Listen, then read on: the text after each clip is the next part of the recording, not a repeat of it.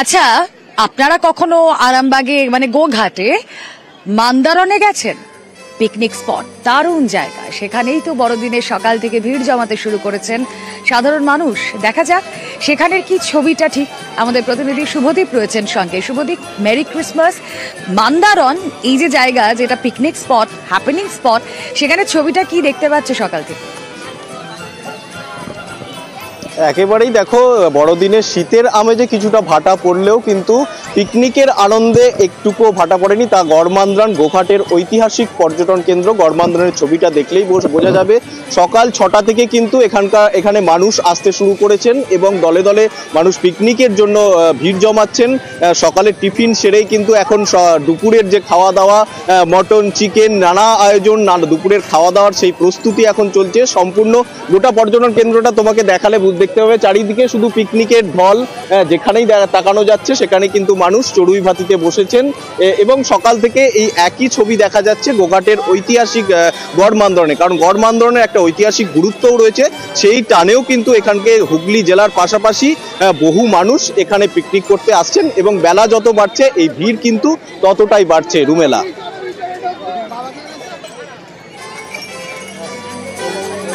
একেবারে ছবি দেখাচ্ছি আপনাদের আরামবাগের গোঘাটের। এবার আসুন আপনাদেরকে নিয়ে যাই মন্দির নগরী। মানে বলুন তো কোথায়? হ্যাঁ, ঠিক ধরেছেন, বিষ্ণুপুর। বাঁকুড়ার বিষ্ণুপুর, সেখানেও জমজমাট পিকনিক মুড। ছবি দেখবো বড়দিনে কি চলছে সেখানে। আমাদের সহকর্মী এই মুহূর্তে রয়েছেন সঙ্গে, কথা বলবো আমাদের প্রতিনিধি প্রিয়ব্রতর সঙ্গে। প্রিয়ব্রত, মেরি ক্রিসমাস তোমার। একেবারে মেরি ক্রিসমাস। তোমাকেও দেখা এই মুহূর্তে রয়েছে মন্দিরনগরী শহর বিষ্ণুপুরে। দেবব্রত, বাঁকুড়ার বিষ্ণুপুর, হ্যাঁ প্লিজ বলো। একদমই দেখো, মন্দিরের পাদদেশে অর্থাৎ পোড়ামাটির হাট সংলগ্ন এলাকায় পিকনিক মোডে সাধারণ মানুষ। আমি একটু যদি ছবিটা দেখাই, বুঝতেই পারছো দূর দূরান্ত থেকে মানুষজন এসেছেন, তারা ভিড় জমিয়েছেন মন্দিরের পাদদেশে পিকনিক মোডে। আমরা একটু কথা বলার চেষ্টা করি। কোথা থেকে এসেছেন? আমরা দুর্গাপুরে অন্ডাল থেকে এসেছি। সকাল থেকে কিভাবে কাটাচ্ছেন বড়দিন?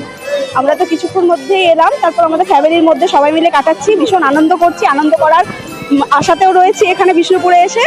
আর তারপরে আমরা এখন সকালে কি খাওয়া দাওয়া হলো? আমাদের লুচি, আলুর দম, মিষ্টি এসব খেয়েছি। দিনে কি প্ল্যানিং রয়েছে?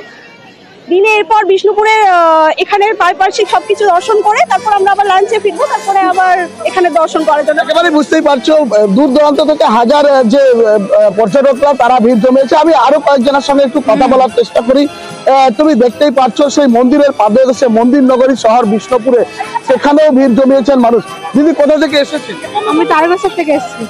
সকাল থেকেই কিভাবে কাটাচ্ছেন এই 25শে ডিসেম্বর? হ্যাঁ, এখানে এসে খুব আনন্দ হচ্ছে, সবাই মিলে একসঙ্গে কাটাচ্ছি সময়টা। সকালে কি খাওয়া দাওয়া হলো? সকালে আমাদের ডিম, পাউরুটি, কলা এসব। দুপুরে কি খাওয়া দাওয়া রয়েছে? দুপুরে আজকে আমাদের কেউ বললো মাটন খাবে না, তাই দেশি মুরগির মাংস। আচ্ছা, প্ল্যানিং কি রয়েছে এরপর? এরপরে এখানের মধ্যে ঘুরবো 4-5টা। দারুণ মেনু এবং দারুণ ভেনিউ বটে, যেখানে তারা পিকনিকে এই মুহূর্তে মজা নিচ্ছেন। মন্দির নগরী পোড়ামাটির হাটের পাশেই পিকনিকের ছবি আপনাদেরকে দেখাচ্ছি আমরা। না, বাঁকুড়া থেকে এক্ষুনি ফিরতে পারছি না, কারণ বাঁকুড়ার একটি ড্যামের ছবি আপনাদের দেখাবো, গাংডুয়া ড্যাম। সেই ড্যামেও কিন্তু ভিড় জমিয়েছেন সাধারণ মানুষ এই মুহূর্তে। হ্যাঁ, শীত সেরকম নেই, যেই শীতটা জাকিয়ে শীতটা উপভোগ করার কথা তা না থাকলেও জাকিয়ে মজা উপভোগ করছেন তারা। আসুন ছবি দেখাই আপনাদের। প্রিয়ব্রত আরো ভালো করে তুলে ধরতে পারবেন। আমাদের সহকর্মী প্রিয়ব্রত রয়েছেন সঙ্গে। প্রিয়ব্রত, মেরি ক্রিসমাস এবং এই যে গাংডুয়া ড্যাম, সেখানকার ছবিটা ঠিক কি আজ সকাল থেকে? একেবারে তোমাকেও পুরো মেরি ক্রিসমাস এবং সব দর্শককে মেরি ক্রিসমাস। এবং এই যে গাংদুয়ার ড্যাম, তুমি যেমনটা বলছিলে কিছুক্ষণ আগে পর্যন্ত বেশ ফাঁকা ফাঁকা দেখাচ্ছিল, সোনাঝুরি জঙ্গলের মাঝে যে পিকনিক চলছিল, যে বনভোজন চলছিল, এখন কিন্তু পুরোটাই ভরে উঠেছে। এবং যেটা দেখতে পাচ্ছ যে পিছনটা পুরো গিজগিজ করছে, সোনাঝুরি যে জঙ্গল সেই মাঝে মাঝেই কিন্তু বনভোজন চলছে। এবং বনভোজনে কি রয়েছে, মূল আকর্ষণ কিন্তু এই মুহূর্তে মুড়ি। কেননা বাঁকুড়া একটা মুড়ির বিখ্যাত জায়গা। বাঁকুড়ায় বলাই হয় যে বাঁকুড়া মানুষজন মুড়ি খেতে ভালোবাসে। সেই মুড়ির সঙ্গে বিভিন্ন পদ, কোথাও বেগনি, কোথাও আলুর দম, কোথাও আবার অন্য ধরনের দিয়ে একটা মুড়ির ভাবনা চিন্তা করা হয়েছে, যেখানে ঝালমুড়ি টাইপের বিভিন্ন ধরনের উপকরণ দিয়ে মাখা হয়েছে। এর পরবর্তীকালে ডিনারে রয়েছে মাংস, কোথাও পাঁঠার মাংস, কোথাও মুরগির মাংস, আবার মাছের বিভিন্ন পদও রয়েছে।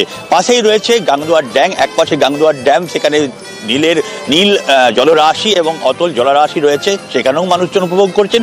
এর পাশাপাশি সোনাঝুরির জঙ্গল রয়েছে, বোটিং এর ব্যবস্থা, সেখানেও মানুষ বোটিং করছেন। কিছু কিছু মানুষ এই মুহূর্তে বোটিং এর ওখানে পৌঁছে গিয়েছেন, সেখানে বোটিং এর মজাও নিচ্ছেন। নীল জলরাশির মাঝখান দিয়ে জল কেটে বেরিয়ে যাওয়ার যে আনন্দ, অন্যদিকে সোনাঝুরির জঙ্গলে বসে গল্পগুজব, হই হুল্লোড়, খেলা, খাওয়া দাওয়া এবং নাচ গান সবই হবে এবং সারা দিন তারা উপভোগ করবেন এমনটা জানাচ্ছে। এবং এই ছবি তো কথা বলছে যাবতীয়।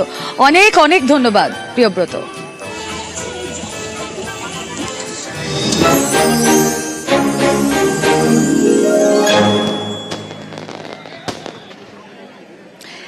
খাদ্য সরবরাহ দপ্তরের প্রতিমন্ত্রী তিনি, জ্যোৎস্না মান্টি, কিন্তু এবার তাকে দেখা গেল একেবারে অন্য ধরনের, অন্য কায়দায়, অন্য মঞ্চে।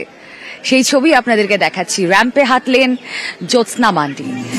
আদিবাসী সম্প্রদায় কোনো অংশে কিছুতে কম নয় সেটা বোঝাতেই এক অভিনব আয়োজন, এবং সেখানে ক্যান্সার সচেতনতায় তিনি নাচেও অংশ নিলেন। এবং এই যে র্যাম্প শো, সেই র্যাম্প শোয়ে, ফ্যাশন শোয়ে দেখা গেল কেউ আদিবাসী ডাক্তার, উকিল, পাইলট, অফিসারদেরও ছবি দেখছেন আপনারা। তার স্পষ্ট বার্তা, আদিবাসীরা কোনো অংশে কম নয়।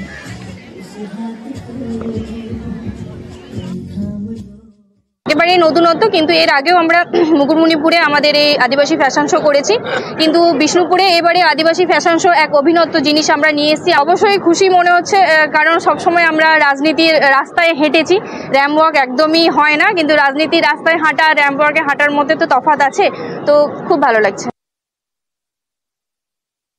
সবই তো একই রকম বরাবর একঘেয়েমি হয়ে যাচ্ছে। একটু অন্যরকম স্বাদ পেতে আমরা আদিবাসী সমাজ থেকে যেভাবে অনেকটা মনে হচ্ছে এখন আলাদা একটা পরিবেশ তৈরি হয়েছে, আদিবাসীদের যে পুরনো রীতিনীতি, যে কালচার, সেটাকে আমরা অনেকটা মানে ভুলে গেছি। সেটাকে মানুষের মধ্যে তুলে ধরার জন্য আদিবাসীরা যে আমাদের প্রকৃত এখনো পর্যন্ত জঙ্গল, পরিবেশ, তারা ওই নিয়েই, সামাজিকতা নিয়েই এখনো পর্যন্ত বেঁচে আছে, সেটাই মানুষের কাছে তুলে ধরার জন্য আমাদের মেলা কমিটির এটাই অন্যতম একটা প্রতিবেদন, সাধারণ মানুষের কাছে তুলে ধরা। পাসপোর্ট জালিয়াতিতে ধৃত সমরেশ বিশ্বাস, আর তাকে জিজ্ঞাসাবাদ করে এই পাসপোর্ট জালিয়াতির মূল পান্ডার হদিশ পেলেন গোয়েন্দারা। নাম মুক্তার আলম। কোথা থেকে তাকে গ্রেফতার করা হয়েছে? ছোট জাগুলিয়া থেকে। কি তার পরিচয়, কিভাবে অ্যাক্টিভলি এই পাসপোর্ট জালিয়াতির সঙ্গে যুক্ত ছিল মুক্তার আলম, জানার চেষ্টা করি। আমাদের প্রতিনিধি রয়েছেন সঙ্গে এই মুহূর্তে অমিত। পর্যন্ত যে তথ্য সামনে আসছে, প্রায় 6-7 বছর ধরে ভুয়ো নথি তৈরির কাজ কিন্তু চালাচ্ছিল মুক্তার আলম। সমরেশের সাথে একসাথে যৌথভাবে কাজ করলেও মুক্তারের নিজস্ব প্যারালাল একটা জালিয়াতি কারবার ছিল, এবং সেখানে তার নিজস্ব এজেন্ট সাবেরের ছিল। বাংলাদেশ থেকে অনুপ্রবেশ এবারে নিয়ে আসা, তাদেরকে ফিল্টার দেওয়া, তাদের জন্য নথি তৈরি করে দেওয়া, এমনকি সমস্ত কিছু বদলে দেওয়া। অর্থাৎ বাংলাদেশে কোনো নাগরিক যদি নাম আনে, তাহলে এখানে আনার পর তার ওয়াইফ নাম করে, তার ঠিকানা দিয়ে তাকে এখানে রাখা, তার সমস্ত নথি তৈরি করে দেওয়া, এই সমস্ত কারবার কিন্তু মুক্তার করতো। এমনকি চুচুড়া থানাতেও 2021 সালের একটি ভুয়ো নথি তৈরির কেসে কিন্তু এই মুক্তারকে গ্রেফতার করা হয়েছিল।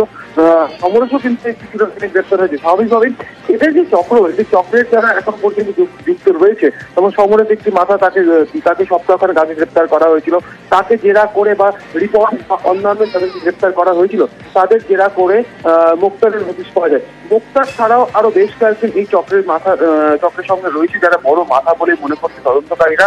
অন্যদিকে লিটন চক্রবর্তী বলে পাসপোর্ট জালিয়াতির সবচেয়ে বড় চাই আমাদের রাজ্যের, যাকে এখানেই গ্রেফতার করেছিল, তাদের সঙ্গে এবারে মুক্তার আলমকে জিজ্ঞাসাবাদ করে ঠিক কি কি তথ্য উঠে আসে আমাদেরও নজর থাক।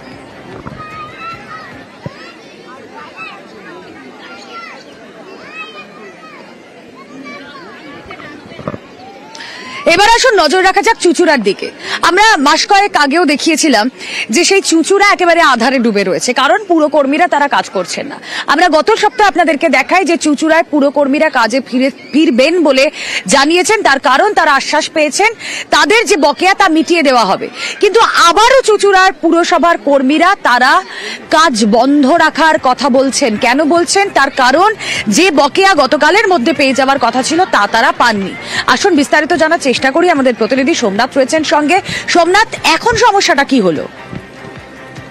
সমস্যা বলতে এখন গতকাল মঙ্গলবার ছিল, মঙ্গলবার যত অস্থায়ী কর্মী রয়েছে পৌরসভা তাদের বেতন অ্যাকাউন্টে ঢোকার কথা বলেছিল বিধায়ক এবং পৌর প্রধান তাদের অ্যাকাউন্টে ঢুকবে, কিন্তু সেই কথা মতো 24 তারিখ তাদের বেতন ঢোকেনি। না ঢোকার কারণে পৌরসভা যারা অস্থায়ী কর্মীরা তারা সকালবেলা গেটের কাছে জড়ো হয় এবং তারা সিদ্ধান্ত নেয় যে রাস্তা তারা কাছেই পিপুলপাতি মোড় তারা পিপুলপাতি অবরোধ করে এবং প্রায় 1 ঘন্টা অবরোধ থাকে। অবরোধ চলাকালীন বিধায়ক আসে ঘটনাস্থলে এসে বিধায়ক তাদের আশ্বাস দেন যে তার কিছুক্ষণের মধ্যেই তাদের যে বকেয়া টাকা আছে তাদের ঢুকতে থাকবে, কিন্তু সেই বিধায়ক আশ্বাস দিতে দিতেই ততক্ষণে মেসেজ ঢুকতে থাকে অনেকেরই, কারোর 1 মাস কারোর 2 মাস সেই বেতন ঢুকতে থাকে। তখনই একটা আলোচনা করে যারা শ্রমিক ধর্মঘট করছিল আন্দোলনকারী শ্রমিকদের মধ্যে, তাদের একটা আলোচনা হয় যে এখন আপাতত অবরোধ যে রাস্তা অবরোধ রয়েছে সেই অবরোধ তুলে নেওয়া হচ্ছে, কিন্তু 12টার মধ্যে যদি সবাইকে টাকা না ঢোকে তাহলে আমরা বিধায়কের সাথে আলোচনা করব। বিধায়ক যদি বলে যে না আজকের মধ্যে ঢুকে যাবে, বিধায়ক জানায় যে ব্যাংকের কিছু সমস্যার জন্য তাদের অ্যাকাউন্টে কালকে টাকা ঢোকেনি, কিন্তু আজকের মধ্যে সবাইকে আশা করা যায় দেখা যাক তাদের টাকা ঢোকে কিনা, তারা এই যে বিক্ষোভ দেখাচ্ছেন সেটা কন্টিনিউড হয় কিনা, অবশ্যই আমাদের নজর থাকবে। ধন্যবাদ সোমনাথ।